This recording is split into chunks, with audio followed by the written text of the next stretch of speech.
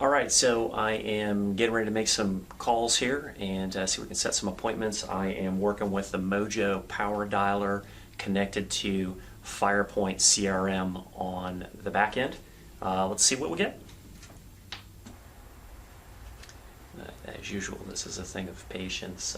It's 80% of the time just waiting for the dialer to get a live pickup. Most of the time I'm listening to voicemails. That's actually what's such a great thing about using the dialer is that if I were to be manually hunting and pecking for phone numbers on my cell phone, it would take forever. And what the dialer allows you to do is basically take all of that wasted time and refocus it so that during an hour call session I'm actually doing. Hey, this is Jason Morris with Realty over on Broad Street in Middletown. How are you? I'm doing very well, thank you. Hey, I really just wanted to check in and see what the latest is with you guys. We talked briefly a couple weeks ago. Okay. Anything cross your path that you want to take a look at? What's that? I said, has anything come across your path that you want to take a look at? I mean, I found that one property that we talked about that kind of looked on the surface like it hit your hot buttons, but that's been the only thing really to come up that I'm aware of since. Right. And I think, and we had that conversation the last time that was an option for you, and I did set up a pretty specific search for you to send matches across for just land. All right, when I put a top end on price point, how much is too much? I'm gonna just go back and look at the. Okay, and I'm pretty sure I remember putting this in the search parameters when I set this up for you, but now I kind of feel like the whole thing is suspect. I'll have to go back in and just overhaul it. What? How far north and south will you look? Okay. All right, good enough. All right, well, listen, I know I caught you at work, so I won't hold you up. Thanks for taking my call, and hopefully I'll be able to turn up something for you. All right, take it easy. All right, bye-bye. And you can't see my screen, but what I'm doing is I'm resetting the attempt counter down to 0. Because each time I get somebody on the phone, it kind of relaunches a new process. I just move them forward in time to when I want to follow up. And then what I do is I reset the attempt counter down to 0, and then I make multiple attempts again to get them on the phone each time. I don't rely on leaving messages and have people call me back. That just doesn't seem to work very well. I really look for live contacts. Hi, is it by chance? Hey, good morning. It's Jason Morris with Realty over on Broad Street downtown in Middletown. How are you? Oh, okay. It's funny. I'm actually just looking at my notes here. I did not realize how long I have been talking to you off and on. You and I spoke the first time back in like 2013. You were telling me about automated software for your broker stuff. Yeah, how's so I just kind of, I mean, you're self-employed, you know how it goes. I just kind of tend to stay in touch with folks over time. It's been a year, I think, since we talked to you guys last. I wanted to say hello and see what the plan is for 2018. What's going on with you? Yeah. How's the software going? I mean, I can't complain. Prices are still going up. People are buying and selling houses like mad right now. Things are going well. So it's all good from my perspective. It kind of looks like where we're at with the market. It looks like I'm trying to figure out whether or not we're cresting, honestly, right now with the price increase, and we may be getting there. It seems like the rate of increase is slowing down.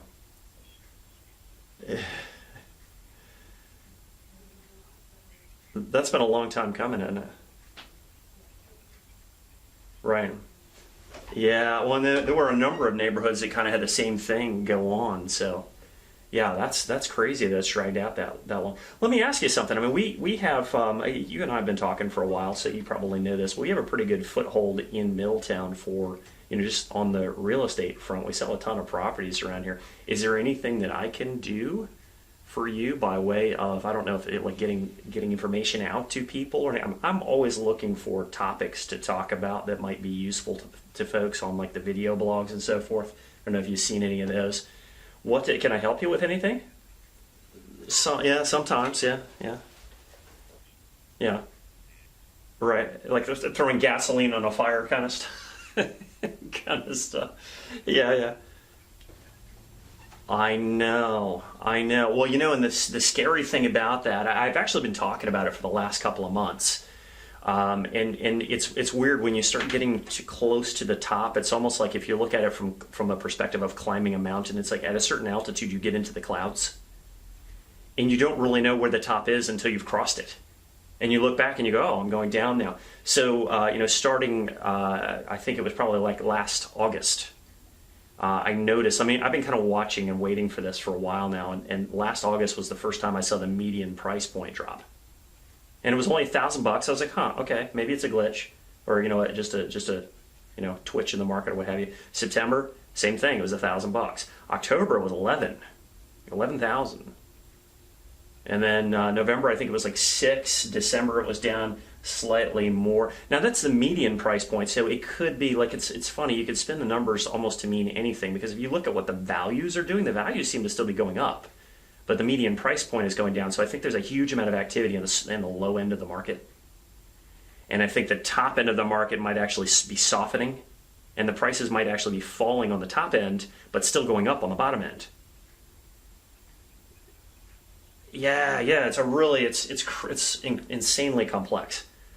So that's what seems to be happening right now. I don't know, but so I kind of got off on a tangent there. Did you have a provocative topic that you thought might be interesting for people to hear about? That was the topic. Sure. Right. Yeah, that one is pretty tried and true, I think. That is a good one. That is a good one. Yeah. Yeah. Well, yeah, we have a massive database, so it's almost even a small percentage is still a lot of people. Is there anything that would be specifically helpful to you? Like even with respect to what you were talking about with the community, is there anything that can be talked about there, like that might help stuff, or is that kind of pretty much sorted out? I thought so.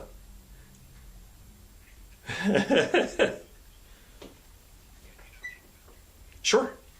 Well, and that's what happens. That's what happens every time. Like, if you're in a buyer's market, okay, so you make a killing on the buy side, but you lose your shirt on the sell side. And then the reverse is also true. If you're in a seller's market and you sell, you make a killing on the one and then you lose it on the other. I think that the key there is directionality. So like if you're in a seller's market, you want to be selling the more expensive house and trading down into a less expensive house, and then the reverse on the other side. I think that's the only way to manipulate it. If you're anywhere near the top, if you're like kind of halfway, then I guess it doesn't really matter. Yeah. Well, right. Or you go smaller and you buy like 5 or 10 rental properties and you set yourself up with passive income. Yeah, absolutely. Right. Well, I mean, but the whole thing with having equity and value in a house is it really is meaningless unless you actually use it. Right. Otherwise, the only value to owning a home is paying it off. Because eventually you can live somewhere for free or close to it anyway. Well, and sometimes the way to spin the piece with respect to the video stuff is you just ask the question and engage, because a lot of this goes on, all of it goes on social media. So you just put it out there and ask people what they think, and it stirs up all kinds of interesting conversation if they care about it. If they don't, then it's just nothing. So. Right. Well, the long game for real estate is always going to be that the values are going to go up, because you've got an expanding population and a finite amount of land, or the land is actually shrinking. Really, with sea levels and all that kind of stuff. So it's always going to go up in the long term. It's just these little up and down things. Yeah. Well, hey, let me ask you something real quick, and then I actually have to jump off. But I don't suppose in your wanderings through the neighborhood and so forth, have you run into anybody who's got plans to move that is not on the market yet? I'm finding we're having the multi-bid situation frequently enough to where I'm now trying to find homes to sell just to see, just basically to have inventory. Anybody you talk to that have plans that I might need to know about? Yeah.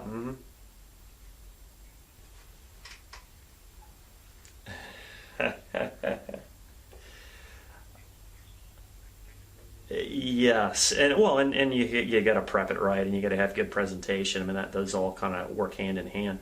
How do you suppose I might get into a productive conversation with that person?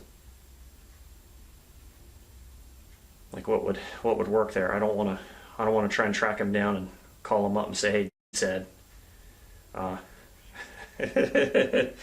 Unless you think that would work, but most of the time it doesn't. Yeah. Okay. What is the name again? Rich what? Okay. I can probably figure it out. I'll look up public records and see if I can figure out the spelling. So, okay. All right. Very cool. They put the house on the market. They couldn't sell it, so they're like, all right, well, I'll just rent it out, and it doesn't end up working too well. But yeah, I mean, if they have an interest and want to take a shot at it, then yeah, because we might very well be at the top of the market. So if he's waiting for the values to go up, I mean, we might very well be there, or we may have actually crested already. It's kind of hard to say until a couple more months go by to see what the trend looks like, So. I find that side of the business is just, there's more drama there than I want to take on. Yeah, so I focus on the resale part. I mean, we've got a good referral source for rentals, but we don't do it ourselves. It's just, it's a totally different skill set, Yeah, it's more like collections and it's crazy stuff. No, I focus on residential. I pick one thing and just get really good at it. Yeah, they're very, very different skill sets. Very different. Yeah. I've dabbled and realized which one I kind of have a knack for, and then just kind of shut the other ones off. So. Exactly. That's exactly it. I have my hands full with the retail stuff. But yeah, if it comes up, awesome. All right, well, listen, thank you so much for taking my call. It was always good to talk to you, and, give me a ring if there's anything I can ever do for you, okay? All right. Take care. Bye.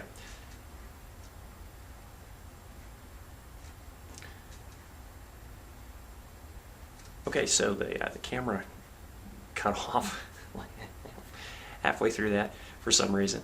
I think it ran out of memory, or I don't know what, but I think I picked back up enough to where you could hear the end of the call, or at least what was going on there. So I basically just asked him for his opinion on video topics, and that always, it stimulates conversation. And it turned out in talking to him about various things that he actually does know somebody. They got a house. They were trying to sell it. They put it up as a rental.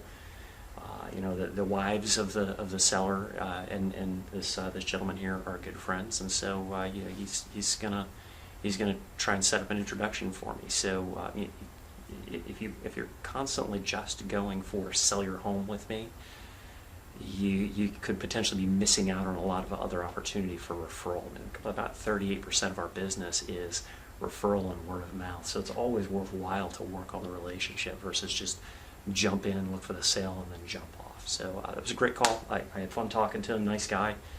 And I'll talk to him again. I've been talking to him since 2018. I've been talking to him since 2013. And it's the long game. It's about conversations. So.